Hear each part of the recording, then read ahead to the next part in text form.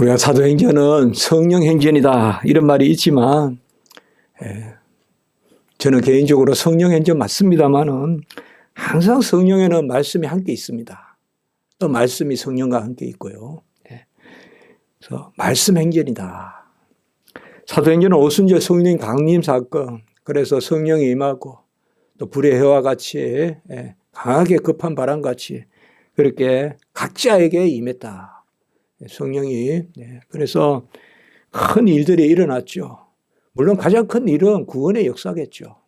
보이는 어떤 그러한 은사가 아니라 구원의 역사가 일어나고, 그리고 또 예수 그리스도의 영을 받으니 증인이 되고, 기다리라. 사도행전 1장 8절에 그날과 그 시는 알 바가 아니로되 이제 성령이 임하면 예루살렘과 유대와 사마리아 땅 끝까지 내 증인이 된다. 그래서 사실상 우리는 오순절 성령이 임해서 무슨 방언 이런 게 있었다. 그것이 본질은 아니에요. 항상 우리가 은사를 이야기할 때 은사가 본질은 아니다 이렇게 이야기하는 겁니다. 가장 큰 본질은 뭐예요? 마리아가 예수님을 잉태한 것보다 더 큰 복은 마리아의 구원입니다. 큰 은혜를 받은 자요. 그 가운데 하나님의 아들을 복중에 둔 그 은혜를 크게 누린 것이죠. 그 이상의 의미를 두면 안 됩니다. 그래서 마리아 숭배하면 안 됩니다. 마찬가지입니다. 항상 가장 큰 은혜는 구원받아서 하나님이 자녀되는 거거든요. 우리가 이 땅에서 당장 무슨 헤아려지는 것은 그거 해서 무슨 능력이 있냐, 권능이 있냐. 있죠. 자녀되는 권세를 주셨으니 그게 가장 큰 권세죠. 신분이지 않습니까? 우리가 집에 그냥 딱 이렇게 표에 자녀 이렇게 하는 거지 자녀 항목 1, 2, 3, 4 30개 해가지고 우리 자녀는 요것만 줍니다. 이런 거 없잖아요. 그냥 자녀 신분 있으면 다 따라오는 거잖아요. 나머지는. 그러니까 그런 것들이 오순절 성령 강림이고 그것이 바로 하나님을 아빠 아버지라 부르는 신약 시대의 양자의 영, 자녀이자 상속자 되는 로마서 8장 15절 17절에 그 영을 받은 것입니다. 오늘은 베드로 설교 2장 14절부터 36절까지 베드로 설교입니다. 이게 초대교회 최초의 설교요. 신약시대 최초의 설교입니다. 최초의 설교입니다. 이게. 그러니까 가장 전형적인 설교고 이 베드로 설교에서 사람들이 이제 방언을 받고 그냥 한 번도 그 지역에 가보지 않은 사람들이 그 지역 말을 하고 그리고 하나님의 큰 일을 이야기했다. 우리가 2장 11절에 보면 각각 하나님의 큰 일을 이야기했는데 하나님의 큰 일이 뭘까요? 구원의 역사죠. 예수 죽으셨네. 예수 나리에 죽으셨네. 예수 우리 구원하셨네. 그 내용이란 말이에요. 우리가 하나님의 큰 일이 뭡니까? 가장 큰 일이 뭡니까? 바로 대속의 역사잖아요. 그 대속의 역사. 예수 이 땅에 사람의 아들로 오셔서 나리에 죽으시고 우리에 죽으시고 부활하셨네. 성천하셨네.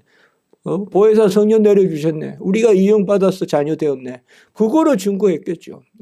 그래서 큰 일을 말하고 그래서 어떤 사람은 세술에 취했다. 물을 먹으니까 저렇게 되냐. 무슨 술을 먹어야 저렇게 되냐.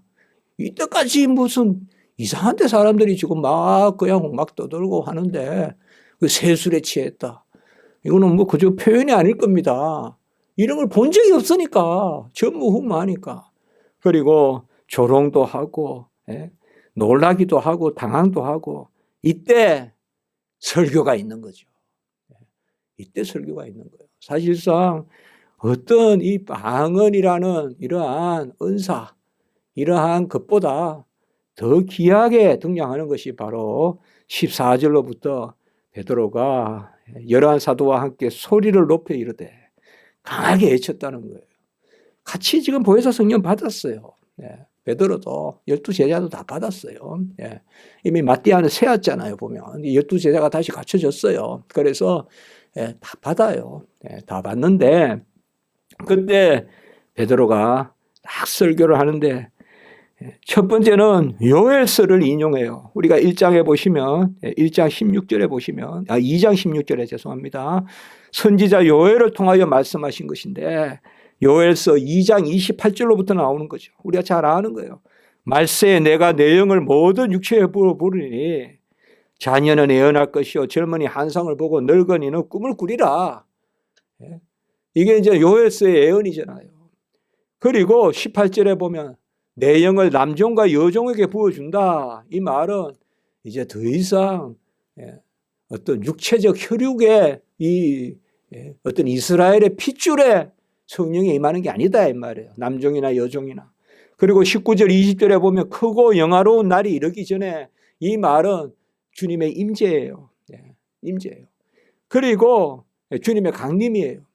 이건 뭐 처음에 오신 거라고 해도 되고 재림을 이야기해도 돼요 사실상. 그러나 어쨌든 이건 뭐요? 예수 그리스도가 오셔서 이루시는 일이단 말이에요.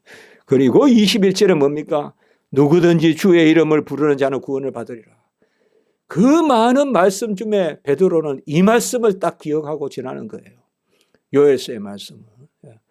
이게 바로 베드로 설교란 말이에요 지금. 요엘서 2장 28절로부터 마지막 절까지 말씀을 딱 전하는 거예요. 뭐냐? 마지막 때 바로 구원받은 하나님의 자녀에게 영이 임한다. 그리고 그 영이 임하면 이러한 역사가 일어나는데 중요한 것은 21절. 주의 이름을 부르는 자는 구원을 받는다. 이렇게 말씀하고 있습니다. 이게 바로 뭡니까? 성령의 강림에 있고 구원의 역사가 일어난다. 이제는 주 예수 그리스도의 이름만 부르면 바로 예수를 믿으면 너와 내 집이 구원을 얻고 천하 만민에 예수의 다른 이름을 준 적이 없고 예수의 이름으로 일어나 걸으라. 그입니다. 그리고 두 번째는 뭘 증거합니까? 이제 성령이 강림해서 구원을 받아서 하나님의 자녀가 되는 그 영의 역사를 이제 요엘서를 통하여 인용하고 그 다음에는 시편을 인용합니다. 시편을 인용해요. 그래서 25절에 보면 2장 25절에 시편 16편 이하입니다. 16편 8절 이하에 내가 내 앞에 계신 주를 배웠으며 내 마음이 기쁘고 혀도 즐거워하고 26절에 나옵니다. 내 영혼을 음부에 버리지 아니하시고 주의 거룩한 자로 썩음을 당하지 않게 하시고 28절에 생명의 길을 보이리니 기쁨이 충만하다. 여기는 뭡니까? 바로 죽고 부활하시는 그 말씀을 시편을 통해서 인용을 하는 거예요.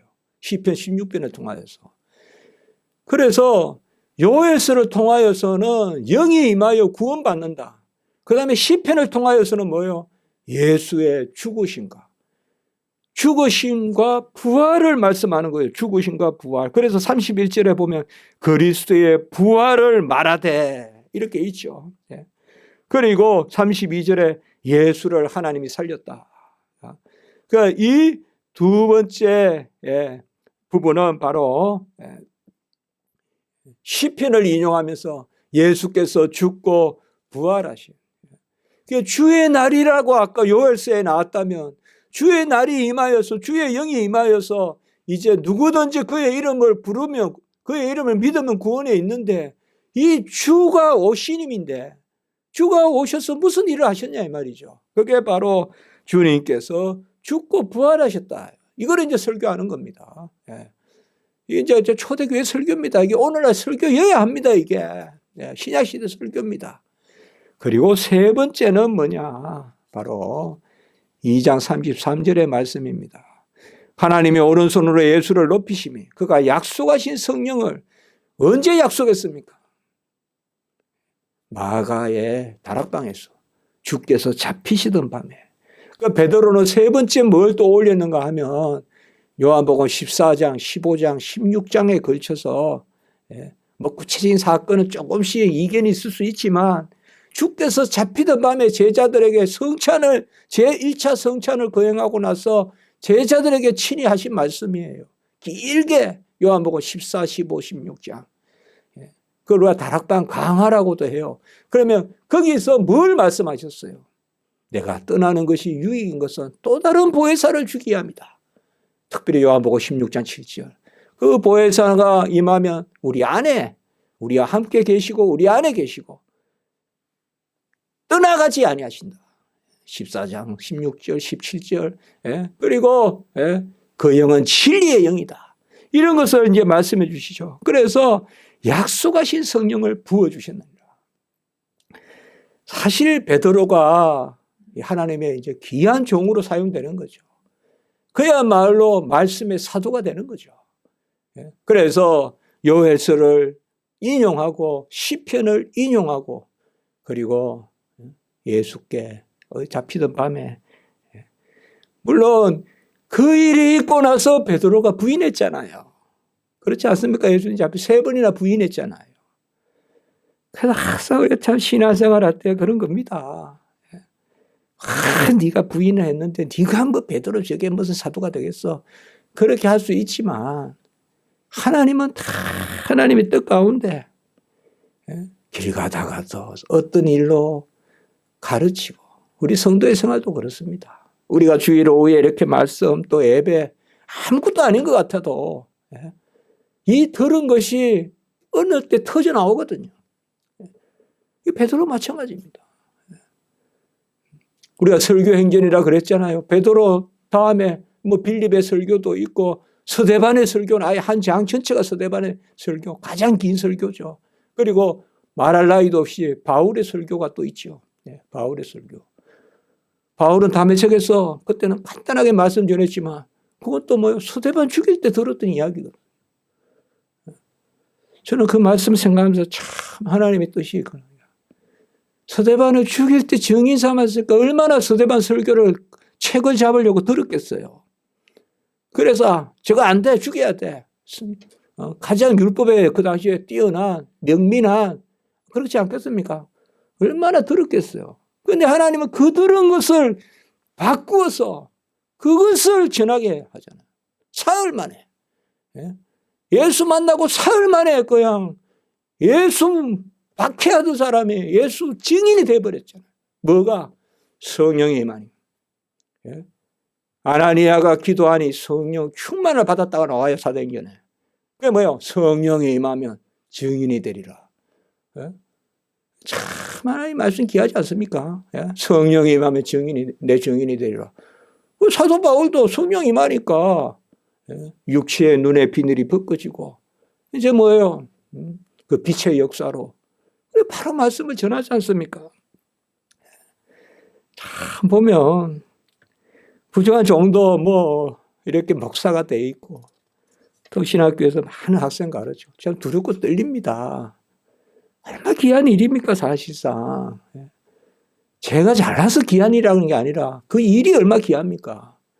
그런데 제가 뭘 합니까? 제가 뭘 압니까? 괜한 말 아닙니다. 제가 모릅니다.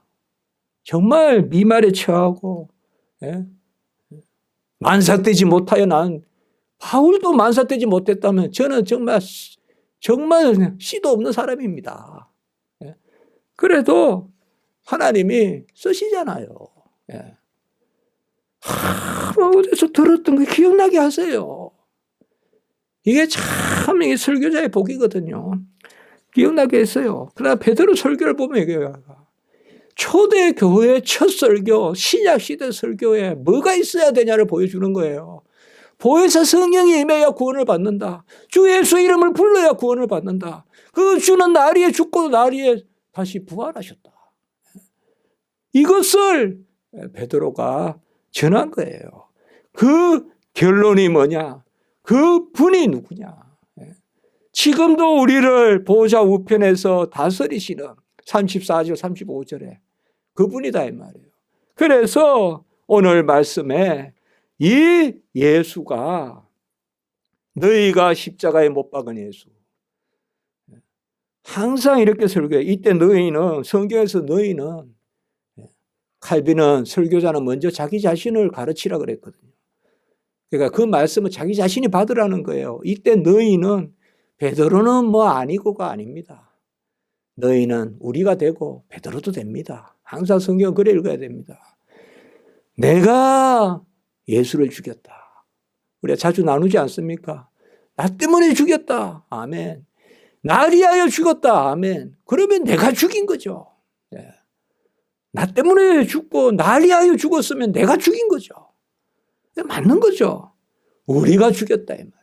우리가 죽인 그 예수를 하나님이 살리셨다라는 말은 뭐냐? 이 부활의 권능은 뭐겠습니까? 바로 그 예수 그리스도의 십자가의 보혈의 값이 그저 죽음을 치르는 값에 그치는 것이 아니라 죽음을 치르고 생명을 주시는 값이 되는 거죠. 그래서 예수의 죽음의 값이 생명의 값이 되었다. 그러면 그 생명을 나에게 주시니 예수님은 주가 되시죠. 그래서 오늘 36절에 하나님이 주가 되게 하셨고, 그리스도란 말은 뭡니까? 선지자요, 제사장이요, 왕이요.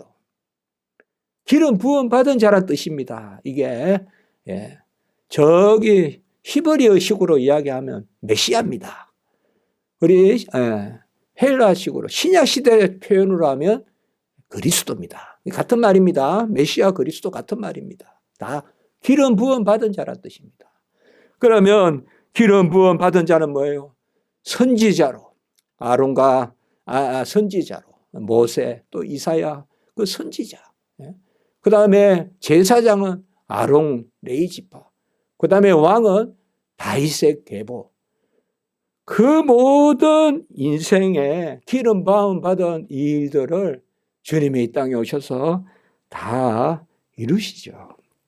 그래서 초대교회의 이 설교가 예수가 주요 그리스도다. 예수는 하나님의 아들이시고 그가 사람의 아들이 되셔서 모든 일을 다 이루셨는데 죽고 부활하시고 그리하여 하늘에 오르사 약속하신 성령을 내려주셨다. 그 영을 우리 거 삼아주, 그 영을 우리에게 부어주셔서 2장 33절. 그래서 그리스도의 그 죽음의 값이, 그 죽으면 일생의 모든 값을 다 평생 준비해서 드린 거니까 십자가의 죽음의 값은 평생의 예수님의 이 땅에 오심, 나심, 사심, 고난당하심 전부의 값을 우리에게 주신 것이죠. 그래서 그 값을 치러 주셨으니까 예수 그리스도가 우리의 주가 되시고, 주가 되면 우리는 종이 돼야 되는데 그게 세상의 이치인데 우리 주님은 우리의 주가 되시되 그 값으로 해방만 시켰을 뿐만 아니라 자녀를 삼으셨죠. 그래서 우리는 주라고 부르되 자녀이죠.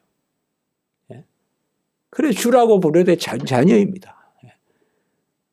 그러면 우리는 뭐라고 항상 종의 의식은 가져야죠. 나는 종의 의식, 의의 종이고. 값 주고 사셨어요. 자녀인데.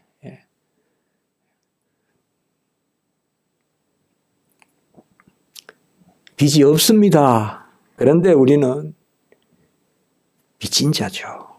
빚 없습니다. 빚 없어요. 빚 있다 그러면 안 됩니다. 무슨 빚이 있으면 전적 은혜가 아니죠. 빚 없어요. 그런데 빚진 자죠. 마찬가지입니다.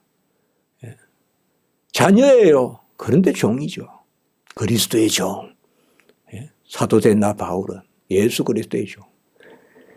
그러니까 종이라고 종이 아니고 주니까 종인데 우리 값을 치르셨으니까 주인이신데 그런데 우리를 자녀 삼으셨다.